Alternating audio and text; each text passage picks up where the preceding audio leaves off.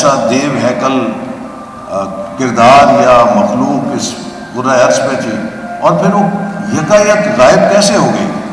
تو آج کے دور میں انوویشن کی سپیڈ نے اس کی تشریح بھی ہمیں دکھا دی۔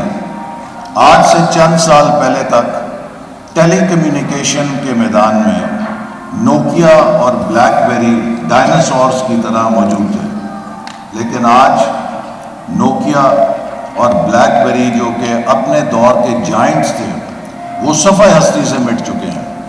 چند سالوں کے اندر ملٹی $100 بلین کی کمپنیاں غائب ہو گئیں اس لیے کہ وہ انوویشن کا ساتھ نہیں دے سکیں۔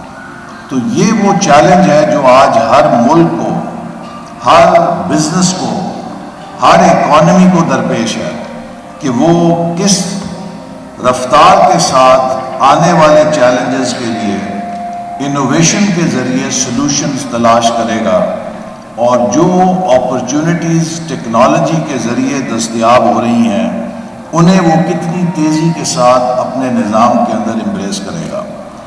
یہی وہ چیلنج ہے جس کو ہم نے ویژن 2025 کے تحت پاکستان میں لانچ کیا تھا، اور 2013 میں جب ویژن 2025 شروع کیا تو لوگ ہنستے تھے، جیسے کہ آج اگر میں آپ سے یہ کہوں کہ ہم پاکستان کو ایک ترقی یافتہ ملک بنانے کا سفر شروع کر رہے ہیں تو لوگ کہیں گے آپ یہ مہنگائی نہیں دیکھتے، آپ یہ ملک کی معیشت نہیں دیکھتے، $1 کی السی پھنسی ہوئی ہے اور آپ ہمیں شیخ چلی کے خواب دکھا رہے ہیں۔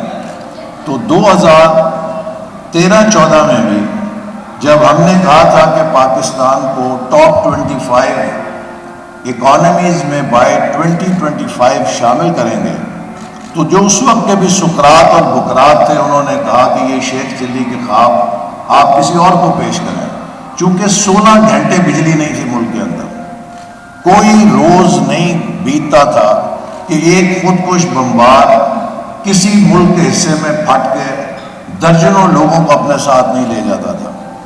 کراچی جو ہمارا کیپٹل تھا فائنینشیل، وہاں پہ کوئی شخص صبح گھر سے نکلتے ہوئے یہ ضمانت لے کر نہیں نکلتا تھا کہ شام کو وہ خیریت سے واپس آ جائے گا۔ یہ حالات تھے، لیکن الحمدللہ ہم نے جب سفر شروع کیا نیک نیتی کے ساتھ، محنت کے ساتھ، تو 2017 میں پرائس واٹر ہاؤس کوپرز نے، جو دنیا کا نمایاں صف اول کا کنسلٹنگ ادارہ ہے، اس نے اپنی رپورٹ میں لکھا کہ اگر پاکستان اس رفتار سے چلتا رہا تو 2030 تک یہ ٹاپ 20 اکانومیز میں شامل ہو جائے گا۔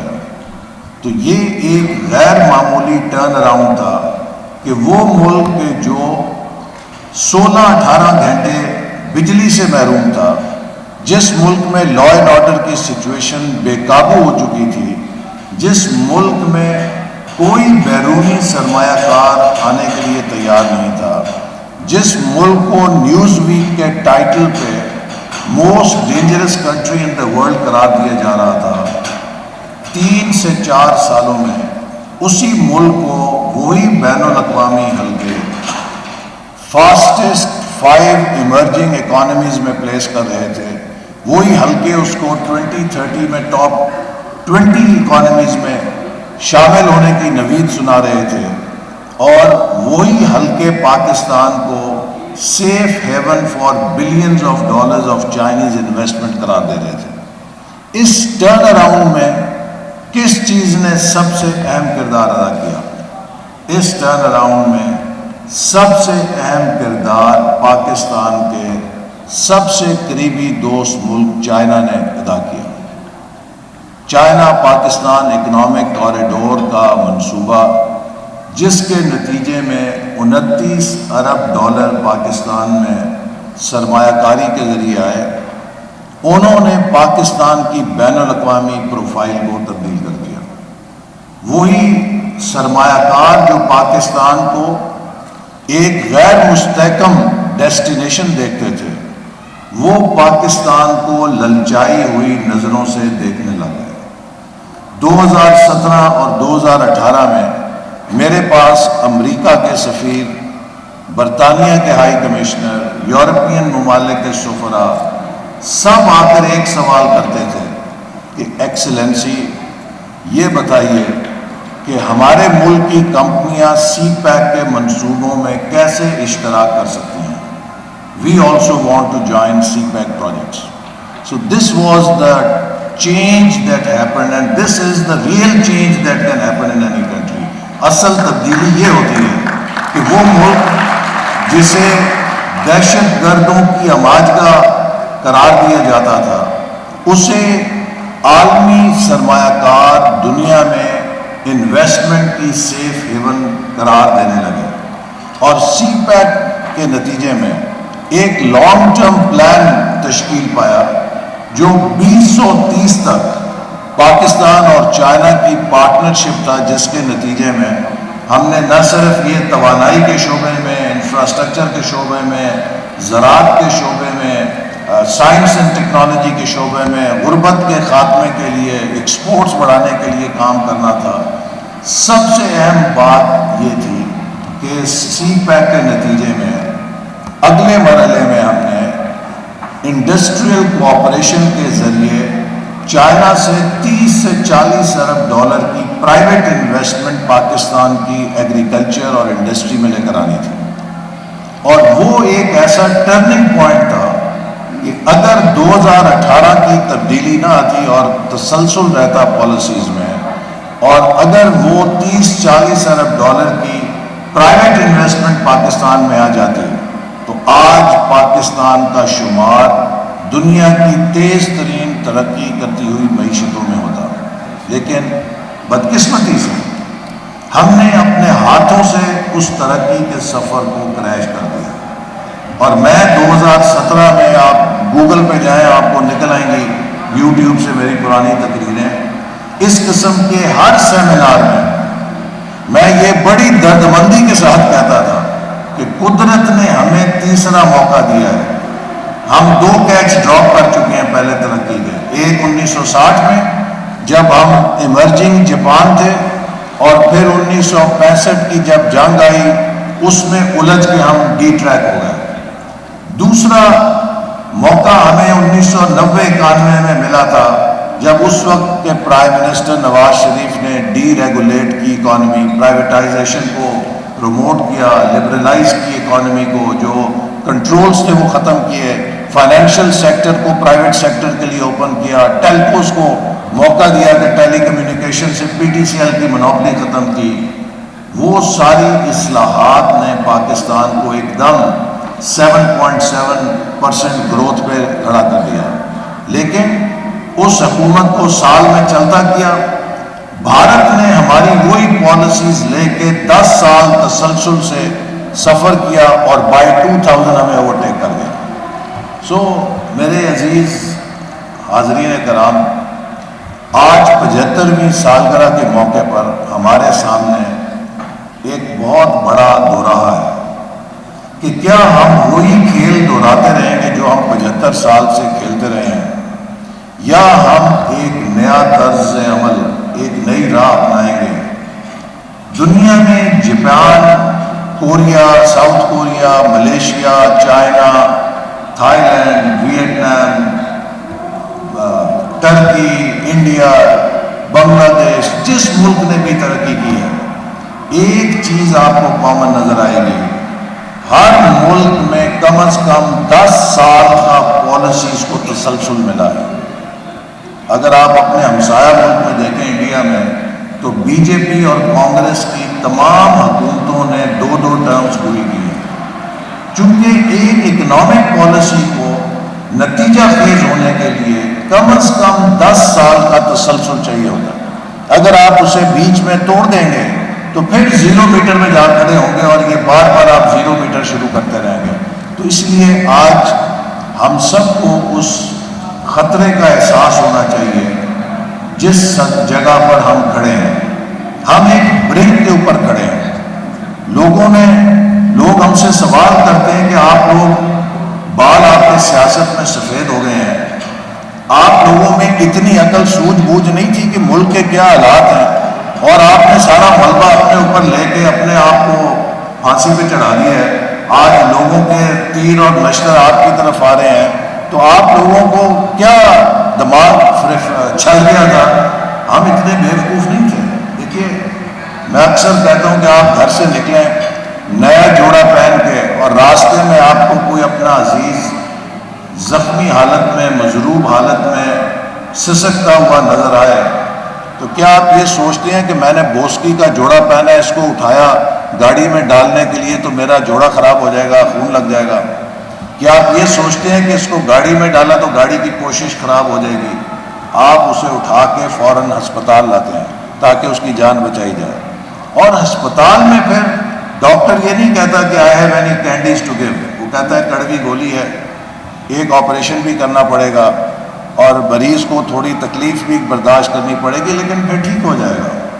تو آج ہمارے لیے بھی یہ چوائس تھی, کیا ہم اس سسکتی ہوئی اور سری لنکا کی منزل کی طرف بڑھتی ہوئی معیشت کو آنکھیں پھیر کے گزر جاتے کہ اگر ہم نے اس کو اٹھایا اور ٹھیک کرنے کی کوشش کی تو ہم بھی اس سے اپنے کپڑے گندے کریں گے, ہم پر بھی چھینٹے پڑیں گے, ہماری سیاست بھی قربان ہوگی, یا ہم اس سسکتی ہوئی معیشت کو بحال کرنے کے لیے کوشش کرتے کہ اسے ہسپتال میں لے جا کے دوبارہ اپنے پیروں پہ کھڑا کریں.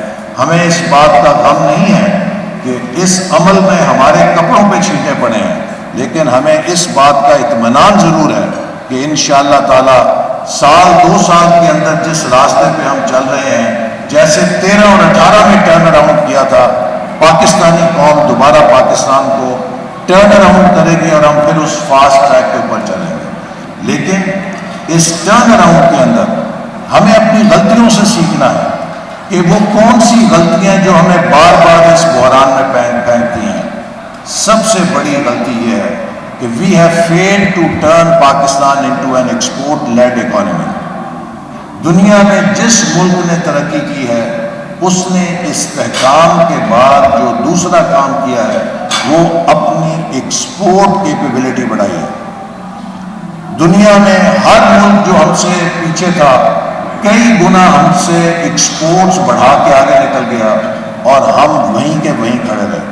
ایک ایگریکلچر اکانومی ہے, $10 ارب سے زیادہ ہم زراعت سے متعلق امپورٹس کرتے ہیں. ہماری ایکسپورٹس جو ہیں ان میں پچھلے 75 سالوں میں اتنا اضافہ ہوا ہے کہ ہم 1960 میں $200 ملین پہ تھے تو آج $32 ارب پہ آئے ہیں. ساؤتھ کوریا $100 ملین پہ تھا اور وہ $550 ارب سے اوپر چلا گیا. اسی طرح ملیشیا, تھائی لینڈ سارے ملک چلے گئے. تو اب پاکستان کے لیے بھی موقع ہے کہ وہ اپنے ایگریکلچر سیکٹر کو فوکس کرے for 2 reasons. 1 for its development and 2 for its survival. ہماری آبادی جس تیزی سے بڑھ رہی ہے, دنیا کی آبادی جس طرح بڑھ رہی ہے, 2050 تک دنیا میں 2 ارب لوگ زیادہ آ جائیں گے. یہ 2 ارب لوگ, ان کو خوراک بھی چاہیے, پروٹینز بھی چاہیے, ان کو دودھ بھی چاہیے پینے کے لیے, ان کو گوشت بھی چاہیے اپنی غذائیت کے لیے, ان کو اپنا اناج بھی چاہیے. تو وہ کہاں سے آئے گا؟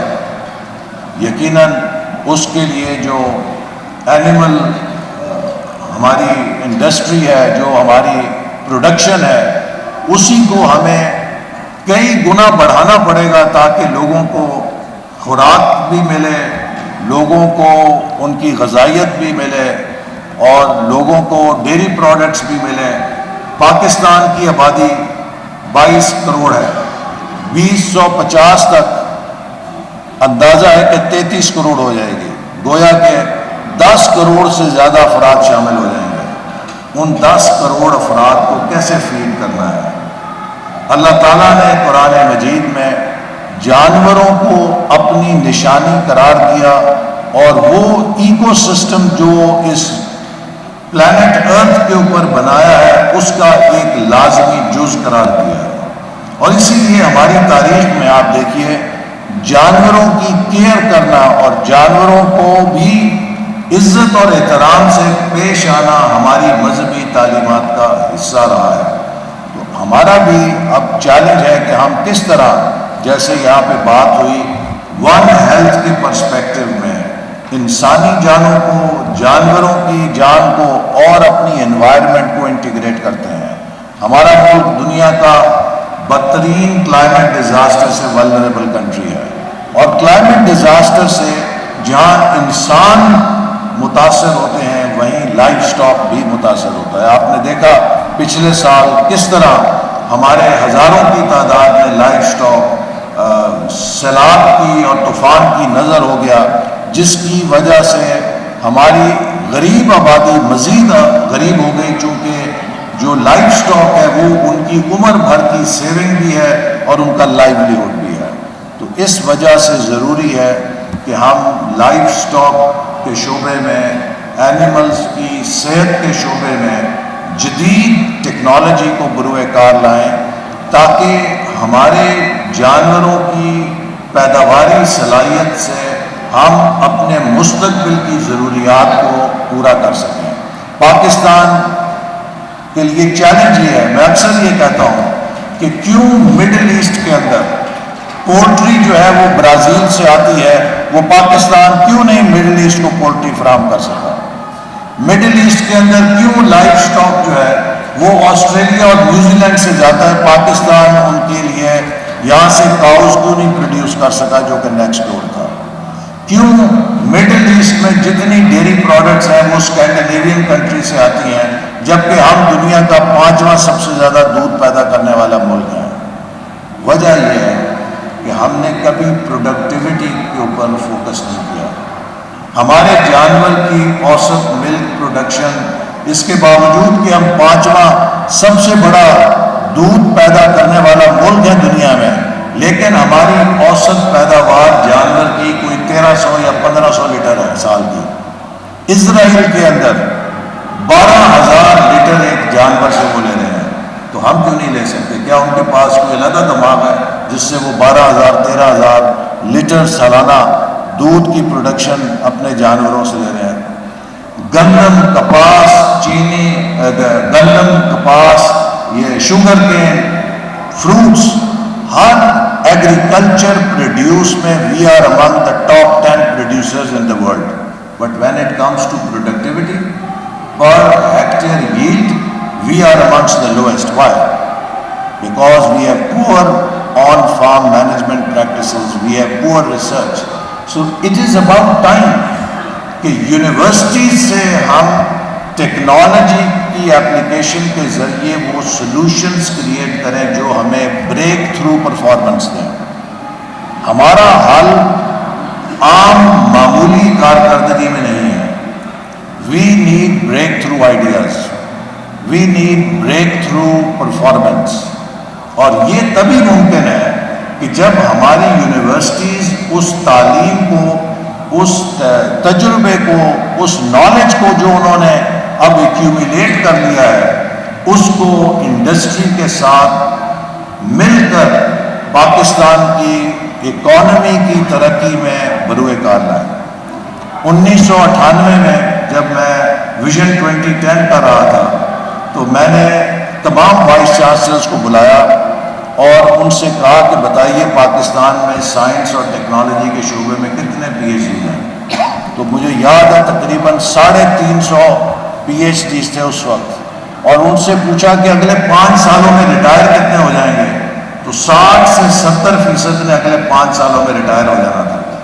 تو اس وقت ہم نے ویژن 2010 کے تحت 2 پروگرام شروع کیے، teachers researchers overseas scholarship scheme, جس میں 5,000 پی ایچ ڈیز کے اسکالرشپ دیے، اور ایک indigenous P H D scheme جس میں 5,000 اور پی ایچ ڈی کے اسکالرشپ رکھے، تاکہ اگلے 10 سالوں میں یہ 10,000 پی ایچ ڈیز تیار ہوں اور پاکستان کے پاس وہ کرٹیکل ہیومن ریسورس پیدا ہو۔ آج الحمدللہ اس پروجیکٹ کی وجہ سے ہمارے پاس ہزاروں کی تعداد میں بہترین افرادی قوت بیرون ملک سے ٹرین ہو کے یونیورسٹیز کے اندر آ چکی ہے۔ اب ویژن 2025 کے تحت ہم نے U S Pakistan knowledge corridor کا منصوبہ شروع کیا، جس میں 10,000 PhD اسکالرشپس 10 سالوں کے لیے امریکہ کی ٹاپ یونیورسٹیز میں رکھے گئے ہیں تاکہ ہمارا بیسٹ اور برائٹسٹ ٹیلنٹ جو ہے وہ وہاں سے جدید ریسرچ لے کر پاکستان آئے. اسی طرح جیسے ڈاکٹر اپنا جنرل صاحب اصغر صاحب نے کہا کہ سی پیک کے تحت چائنا کی ٹاپ یونیورسٹیز کو انگیج کیا تاکہ ہمارے ریسرچرز ان یونیورسٹیز میں جا کے ریسرچ کریں اور انوویشن ملک کے اندر لے کر آئیں. یو کے کے ساتھ پاکستان یو کے نالج پلیٹ فارم شروع کیا تاکہ ہماری یونیورسٹیز کا یو کے کی بہترین یونیورسٹیز سے لنکیج ہو اور ریسرچ آئے. یہ سب کچھ ہونے کے بعد اب جو بال ہے وہ ہماری یونیورسٹیز کی کورٹ میں ہے. میں امید کرتا ہوں کہ اس کانفرنس کے نتیجے میں جو مقالہ جات ہوں گے, جو نالج آئے گا, اس کو امپلیمنٹ کرنے کے لیے ایکیڈیمیا انڈسٹری کے ساتھ مل کر کام کرے گی. اسٹینفورڈ یونیورسٹی کے پروفیسرز تھے, ان کی ایک ریسرچ ہے, انہوں نے کہا کہ جو ناکام آرگنائزیشنز ہوتی ہیں ان کی نشانی یہ ہوتی ہے کہ ان کے ہاں نوئنگ ڈوئنگ گیپ ہوتا ہے. They know a lot, but they don't have the ability to translate their knowledge into action. چونکہ ان کا جو سسٹم ہے وہ اتنا اسٹیٹس کو ڈریون ہوتا ہے کہ وہ اسٹیٹس کو سے نکل نہیں سکتے. تو جو بڑا چیلنج آج ہمارے پاس بھی ہے وہ یہ ہے کہ وہ سارا نالج اور علم جو ہمارے پاس موجود ہے, وہ صلاحیتیں موجود ہیں, ان کو ہم بروئے کار لائیں اور اس سے پاکستان کو ایک ترقی کے لیے وہ راستہ دیں, وہ منزل دیں جس سے ہم اگلے 5 سالوں میں تیزی کے ساتھ جو کھویا ہوا ہمارا سفر تھا نہ صرف اسے ریکیپ کریں بلکہ مستقبل میں ہم پاکستان کو 2047 تک ٹاپ 10 اکانومیز میں لانے کے لیے اپنی کنٹریبیوشن کریں. آخر میں یونیورسٹی کو مبارکباد دیتا ہوں اور to just underscore that how much we value this area under Vision 2025 in 2017-18 we set up 7 national centers in the country to prepare the country for 4th industrial revolution.